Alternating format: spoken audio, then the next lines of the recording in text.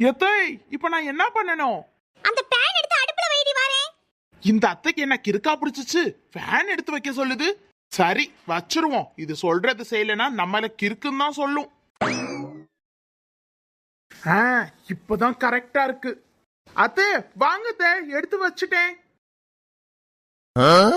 அடியே கிறுக்கு குமுட்ட, பேன் எடுத்து அடுப்புல வைக்க சொன்னா ஃபேன் எடுத்து அடுப்புல வச்சிருக்க.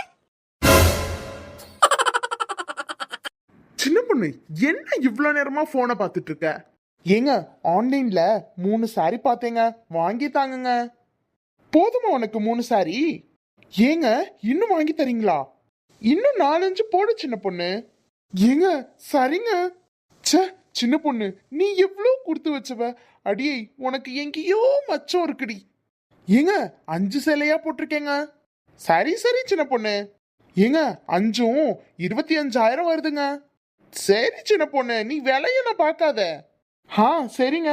கேஷ் ஆன் டெலிவரி போட்டா இல்ல ஆன்லைன் பேமெண்ட் போட்டாங்க? கேஷ் ஆன் டெலிவரியே போடு சின்ன பொண்ணு. இல்லைன்னா பே பண்ணிட்டு சேலை வரலன்னு நம்ம பார்த்துட்டே இருக்க வேண்டியதா இருக்கும். ஆமா ஆமா, நீங்க சொன்னதும் கரெக்ட் தான்.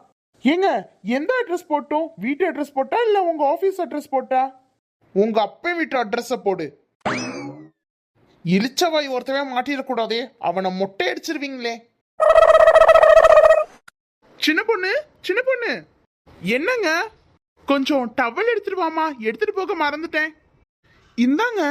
என்ன சின்ன பொண்ணு கூப்பிட்ட உடனே ஓடி வந்துட்ட? நான் டவல் எடுத்துட்டு போகாது உனக்கு தெரியுமோ?